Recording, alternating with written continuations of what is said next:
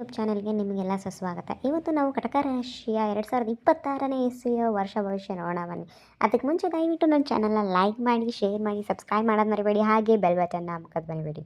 ದಯವಿಟ್ಟು ನೀವು 10 ನಿಮಿಷ ಇದನ್ನು ಪೂರ್ತಿಯಾಗಿ ನೋಡಿ. ನಿಮ್ಮ ವರ್ಷ ಭವಿಷ್ಯದ ಏನು ಮಾಡಬೇಕು, ಏನು ಮಾಡಬಾರ್ದು ಅಂತ ಕಂಪ್ಲೀಟಾಗಿ ತಿಳ್ಕೊಂಡು ನಿಮ್ಮ ಜೀವನನೇ ಬದಲಾಯಿಸ್ಕೊಳ್ಳಿ. ಬನ್ನಿ ನೋಡುವ. ಈ ವರ್ಷದಲ್ಲಿ ಇನ್ನು ಗ್ರಹಗತಿಗಳ ಸ್ವಲ್ಪ ಸಂಚಾರಗಳನ್ನ ನೋಡಿಕೊಂಡು ಆಮೇಲೆ ಬೇರೆ ನೋಡೋಣ ಬನ್ನಿ. ಜೂನ್ 8ರಂದು ಗುರುಗ್ರಹ ಮಿಥುನ ರಾಶಿಗೆ ಎಂಟ್ರಿ ಆಗ್ತಾರೆ. ಅಕ್ಟೋಬರ್ 31ರಂದು ಕಟಕ ರಾಶಿಯಿಂದ ಸಿಂಹ ರಾಶಿಗೆ ಪ್ರವೇಶ ಮಾಡ್ತಾನೆ. 2026 ಡಿಸೆಂಬರಲ್ಲಿ ವಕ್ರ ಆಗೋ ಸಮೇತ ಚಾನ್ಸಸ್ ಇರುತ್ತೆ. ಶನಿ ಗ್ರಹ ಇಡೀ ವರ್ಷ ಮೀನ ರಾಶಿಯಲ್ಲೇ ಇರತಕ್ಕದ್ದು. ಇನ್ನು ರಾಹು ಗ್ರಹ ಡಿಸೆಂಬರ್ 5ಕ್ಕೆ ಮಕರ ರಾಶಿಯ ಪ್ರವೇಶ ಮಾಡುವಂಥದ್ದು. ಇನ್ನು ಅದೇ ದಿನ ಕೇತು ಗ್ರಹ ಕಟಕ ರಾಶಿಗೆ ಪ್ರವೇಶ ಮಾಡುವಂಥದ್ದು. ಈ ಗ್ರಹಗತಿಗಳು ನಿಮ್ಮ ರಾಶಿಗೆ ಹೇಗೆ ಅನ್ವಯಿಸುತ್ತೆ ಅನ್ನೋದು ನೋಡುವ ಬನ್ನಿ. ಕಟಕ ರಾಶಿಯಾಧಿಪತಿ ಚಂದ್ರ ಆಗಿರುತ್ತದು. ಚಂದ್ರ ಅಂತ ಅಂದ್ಕೊಂಡಂಗೆ ಅವರ ಶಾಂತ ಸ್ವಭಾವ ಕಂಡು ಬರ್ತದೆ. ಹೊರಗಡೆ ಅವರಿಗೆ ಇವರು ಎಷ್ಟೇ ಕಠಿಣವಾಗಿ ಕಾಣಿಸಿದ್ರು ಆದರೆ ಒಳಗಡೆಯಿಂದ ತುಂಬ ಮಗುವಂಥ ಸ್ವಭಾವದವರು ಇವರು. ಕಟಕ ರಾಶಿಯವರು ಅವರ ಫ್ಯಾಮಿಲಿಗೋಸ್ಕರ ಏನು ಬೇಕಾದರೂ ಮಾಡೋಕ್ಕೆ ಸಿದ್ಧ ಇರ್ತಾರೆ. ಕೆಲವೊಮ್ಮೆ ಅವ್ರ ಜೀವ ಬೇಕಾದರೂ ಕೊಡೋಕ್ಕೆ ಸಿದ್ಧ ಇರ್ತಾರೆ. ಅಷ್ಟು ಪ್ರಾಮಾಣಿಕವಾಗಿರ್ತಾರೆ ಕಟಕ ರಾಶಿಯವರು. ಕಟಕ ರಾಶಿ ಅಂತ ಅಂದರೆ ನಿಮಗೆ ಕಾಣುವಂಥದ್ದು ಏಡಿ ಹೇಗೆ ಮೇಲೆಯಿಂದ ಒಳ್ಳೆ ಸ್ಟ್ರಾಂಗ್ ಚಿಪ್ ಆಗಿರುತ್ತೆ, ಒಳಗಡೆಯಿಂದ ಸಾಫ್ಟ್ ಆಗಿರುತ್ತೆ, ಹಾಗೆಯೇ ಅವರು ಅಷ್ಟೇ ಕಟಕ ರಾಶಿಯವರು ಮೇಲೆಯಿಂದ ತುಂಬ ಸ್ಟ್ರಾಂಗ್ ಆಗಿರ್ತಾರೆ. ಈ ಚಿಪ್ ಥರ ಒಳಗಡೆಯಿಂದ ತುಂಬ ಮೃದುವಾಗಿರ್ತಾರೆ. ನಿಮ್ಮ ಲೈಫಲ್ಲಿ ಯಾರು ಲೈಫ್ ಪಾರ್ಟ್ನರೋ ಇಲ್ಲ ನಿಮ್ಮ ಮನೆಯವರು ಮೆಂಬರ್ಸ್ಗಳು ಯಾರು ಕಟಕ ರಾಶಿಯವರು ಇದ್ದರೆ ನೀವು ಅವ್ರನ್ನ ಪಡೆಯೋಕ್ಕೆ ತುಂಬ ಅದೃಷ್ಟ ಪಟ್ಟಿದ್ದೀರಾ. ಕಟಕ ರಾಶಿಯವರು ಎಷ್ಟು ಸ್ಟ್ರಾಂಗ್ ಆಗಿರ್ತಾರೆ ಅಂತ ಹೇಳಿದರೆ ಅವ್ರ ಸುಲಭವಾಗಿ ಯಾರನ್ನೂ ನಂಬೋದಿಲ್ಲ, ಯಾರನ್ನೂ ಫ್ರೆಂಡ್ಶಿಪ್ ಮಾಡ್ಕೊಳ್ಳಲ್ಲ, ಇಲ್ಲ ಬಾಳ ಸಂಗಾತಿ ಮಾಡ್ಕೊಳ್ಳಲ್ಲ. ಅವರು ನಂಬಬೇಕು ಅಂತ ಹೇಳಿದರೆ ತುಂಬ ಕಷ್ಟಪಟ್ಟು ನಂಬ್ತಾರೆ. ಆದರೆ ವಿಪರ್ಯಾಸ ಏನಂತ ಹೇಳಿದರೆ ಅವ್ರು ಅಷ್ಟು ಕಷ್ಟಪಟ್ಟು ನಂಬಿದ್ರೂ ಯಾರು ನಂಬಿರ್ತಾರೆ ಅವರೇ ಇವ್ರಿಗೆ ಬೆನ್ನಿಂದೆ ಚೂರಿ ಆಗ್ತಾರೆ. ಅಂದರೆ ಒಂದು ಶ್ಯೂರಿಟಿ ತೊಗೊಂಡು, ಇಲ್ಲಾಂದರೆ ಅವ್ರ ಹತ್ರ ಸಾಲ ತೊಗೊಂಡು, ಇಲ್ಲ ಮತ್ತೊಂದು ಏನಾದರೂ ಮಾಡಿಕೊಂಡು ಅವರಿಗೇ ಬೆಂಚೂರಿ ಆಗ್ತಾರೆ. ಇಲ್ಲ ಪ್ರೀತಿಸಿದವರು ಮೋಸ ಮಾಡೋವಂಥದ್ದು. ಆದರೆ ಇನ್ನೊಂದು ಏನಂತ ಹೇಳಿದರೆ ಈ ಕಟಕ ರಾಶಿಯವರಿಗೆ ಏನಾದರೂ ಮೋಸ ಆಯಿತು ಅಂತ ಹೇಳಿದರೆ ಅದರಿಂದ ಬೇಗ ಆಚೆ ಬರೋದೇ ಇಲ್ಲ. ಅದೇ ಗುಂಗಲ್ಲಿರ್ತಾರೆ. ಅದು ಅವ್ರ ಲೈಫಿಗೆ ಎಫೆಕ್ಟ್ ಆಗ್ತದೆ ಅದು. ಇನ್ನು ಕಟಕ ರಾಶಿಯವರು ಯಾರು ಅಡುಗೆ ಮಾಡೋವಂಥವ್ರು ಇದ್ದರೆ ಅಂದರೆ ಎಲ್ಲರೂ ಅಡುಗೆ ಮಾಡ್ತಾರೆ ಅಂತಲ್ಲ, ಆದರೆ ಅಡುಗೆ ಮಾಡೋರು ತುಂಬ ರುಚಿಯಾಗಿ ಮಾಡ್ತಾರೆ. ಇವರು ಒಂಥರ ಅದ್ಭುತ ಅಂತ ಹೇಳ್ಬೋದು. ಇನ್ನು ವೈದ್ಯರೇನಾರಾಗಿದ್ದಾರೆ ಕಟಕ ರಾಶಿಯವರು, ಅವರ ಕೈಗುಣ ತುಂಬ ಚೆನ್ನಾಗಿದೆ. ಅವರ ಕೈಗುಣದಿಂದ ಎಂತೆಂಥ ಕಾಯಿಲೆಗಳನ್ನ ಎಲ್ಲನೂ ವಾಸಿ ಮಾಡಿದ್ದಾರೆ. ಒಂಥರ ಅದ್ಭುತದಲ್ಲಿ ಅದ್ಭುತ ಅಂತ ಹೇಳ್ಬೋದು. ಕಟಕ ರಾಶಿಯವರು ಯಾವತ್ತಿದ್ರೂ ಸಕ್ಸಸ್ ಆಗೋದು 36 ವಯಸ್ಸರಿಂದ 38 ವಯಸ್ಸರಿಂದ. ಏನಕ್ಕೆ ಅಂತ ಹೇಳಿದರೆ ಕಟಕ ರಾಶಿಯವರಿಗೆ ಅವರು ಒಂದು ಮೆಚುರಿಟಿ ಬರಬೇಕು ಅಂತ ಹೇಳಿದರೆ, ಅವರ ತಪ್ಪುಗಳನ್ನ ಅರಿವಾಗಬೇಕು ಅಂತ ಹೇಳಿದರೆ ಅರ್ಧ ವಯಸ್ಸು ಆಗೋಗಿರುತ್ತೆ ಅವ್ರದ್ದು. ಅದಕ್ಕೆ ಹೇಳೋದು ನಾನು, ಆದಷ್ಟು ಅವರ ಒಪ್ಪು ಮತ್ತು ಏನು ಮಾಡಬೇಕು, ಏನು ಮಾಡಬಾರ್ದು, ಏನು ಮಾಡಿದ್ರೆ ಸರಿ ಅನ್ನೋದು ಆದಷ್ಟು ಬೇಗ ಅವರು ಲೈಫಲ್ಲಿ ಅವ್ರು ತಿಳ್ಕೊಂಡ್ರೆ ಎಲ್ಲನೂ ಒಳ್ಳೆಯದಾಗುತ್ತೆ. ಅವ್ರ ಲೈಫ್ನ ಸ್ವಲ್ಪ ಆರಾಮಾಗಿ ಅವರು ಮುಂದುವರಿಸ್ಬೋದು.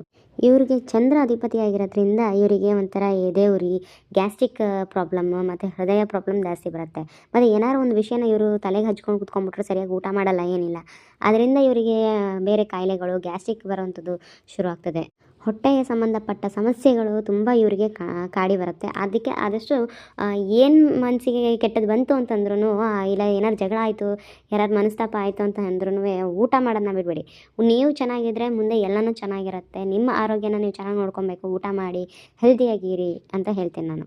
ಚಂದ್ರ ಎಲ್ಲಿ ಇರ್ತಾನೆ, ಆ ಚಂದ್ರ ಇರೋ ರಾಶಿನೇ ಕಟಕ ರಾಶಿ ಆಗಿರುತ್ತೆ. ಲಗ್ನ ತುಂಬ ಇಂಪಾರ್ಟೆಂಟ್ ಆಗಿರುತ್ತೆ. ಲಗ್ನ ಎಲ್ಲಿ ಇರ್ತಾನೋ ಅದೇ ಮೇಯ್ನ್. ಅದನ್ನು ತಿಳ್ಕೊಂಡು ಮೊದಲಾಗಿ ಅದಕ್ಕೆ ಅನುಗುಣವಾಗಿ ಏನು ಪರಿಹಾರ ಮಾಡಬೇಕು ಅಂತ ಅಂದ್ಕೊಂಡು ಅದನ್ನು ಪರಿಹಾರ ಮಾಡೋದೇ ತುಂಬ ಒಳ್ಳೆಯದು ಕಟಕ ರಾಶಿಯವರಿಗೆ. ಇನ್ನು ಕಟಕ ರಾಶಿಯವರಿಗೆ ಅಭಿವೃದ್ಧಿ ಆಗಬೇಕು ಅಂತ ಹೇಳಿದ್ರೆ ಇವರಿಗೆ ಮಹಾಲಕ್ಷ್ಮಿಯ ಒಂದು ಕೃಪೆ ತುಂಬ ಬೇಕಾಗುತ್ತೆ. ಮಹಾಲಕ್ಷ್ಮಿ ಪೂಜೆ ಮಾಡಬೇಕಂತ ಹೇಳಿದರೆ ಬೆಳಗ್ಗೆ 6:30ರಿಂದ 7:30 ಒಳಗೆ ತುಪ್ಪದ ದೀಪ ಹಚ್ಚಿ, ಇದನ್ನು ಶುಕ್ರವಾರ ಒಂದು ಮಾಡಿ, ಇಲ್ಲ ಅಂತ ಹೇಳಿದರೆ ಸೋಮವಾರ ಮಾಡಿ. ಇದೆರಡು ದಿನ ತುಂಬ ವಿಶೇಷವಾದದ್ದು. ಏಕೆಂದರೆ ಸೋಮ ಅನ್ನೋದುವೇ ಚಂದ್ರನ ಇನ್ನೊಂದು ಹೆಸರು. ಮತ್ತು ಪೂಜೆ ಸಮಯದಲ್ಲಿ ಕೆಂಪು ಹೂವು, ಕೆಂಪು ದಾಸವಾಳನ ನೀವು ಕಟಕ ರಾಶಿಯವರು ಮಹಾಲಕ್ಷ್ಮಿಗೆ ಅರ್ಪಣೆ ಮಾಡಬೇಕು. ಇದರಿಂದ ನೀವು ಜೀವನದಲ್ಲಿ ತುಂಬ ಅಭಿವೃದ್ಧಿ ಕಾಣ್ತೀರಿ.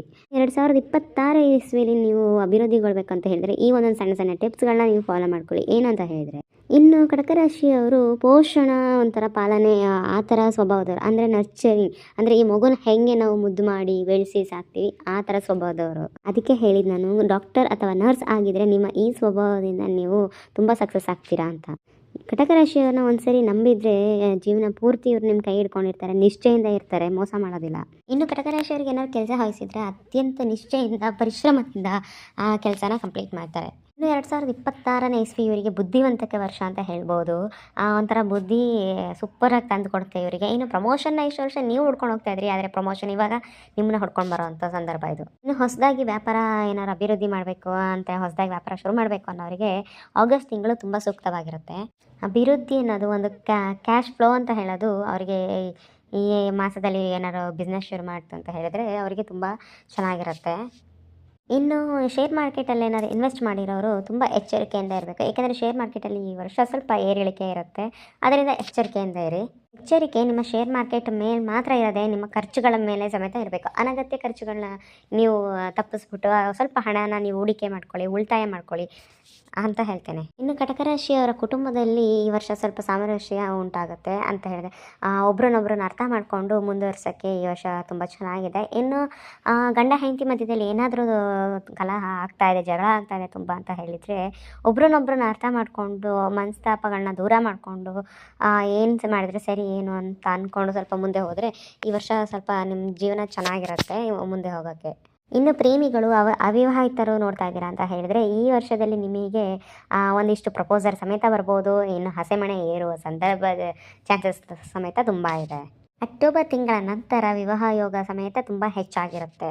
ವರ್ಷ ನೀವು ಸ್ವಲ್ಪ ಸಂಬಂಧ ಕಡೆ ನೀವು ಗಮನ ಕೊಟ್ಟರೆ ಇನ್ನು ಸಂಬಂಧಗಳು ತುಂಬ ಚೆನ್ನಾಗಿ ಆಗುವಂಥ ಸಂದರ್ಭ ಸಮೇತ ಇರುತ್ತೆ. ಇನ್ನು ಆರೋಗ್ಯ ಕಡೆ ನೀವು ಏನು ನೋಡಬೇಕು ಅಂತ ಹೇಳಿದ್ರೆ ಮೇಯ್ನ್ ನಿಮಗೆ ಈ ವರ್ಷ ಶೀತ ಕೆಮ್ಮು ಅಂಥದ್ದು ಸ್ವಲ್ಪ ಬಾಧಿಸ್ತದೆ. ಅದು ಬಿಟ್ಟರೆ ನಿಮ್ಮ ಆರೋಗ್ಯ ಈ ವರ್ಷ ಒಟ್ಟಾಗಿ ಚೆನ್ನಾಗಿದೆ.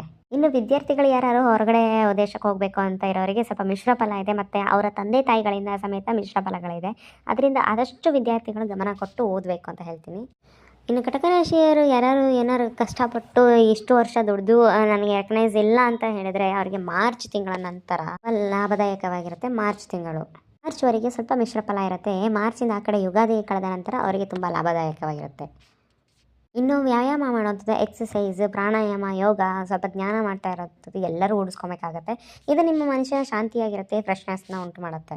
2026ನೇ ಇಸ್ವಿಯಲ್ಲಿ ಅವರು ಸಣ್ಣ ಪುಟ್ಟ ಒಂದು ಪರಿಹಾರ ಏನು ಮಾಡಬೇಕು ಅಭಿವೃದ್ಧಿ ಆಗೋಕ್ಕೆ ಅಂತ ಹೇಳಿದ್ರೆ ಪ್ರತಿದಿನ ಕಟಕ ರಾಶಿಯವರು ಪ್ರತಿದಿನ ಇಲ್ಲಾಂದರೆ ಅಟ್ಲೀಸ್ಟ್ ಶನಿವಾರ ಆದ್ರೂ ಶಿವನ ದೇವಸ್ಥಾನಕ್ಕೆ ಹೋಗಿ ಅಲ್ಲಿ ಅಭಿಷೇಕ ಅರ್ಚನೆ ಮಾಡಿಸ್ಕೊಂಬರ್ಬೇಕು.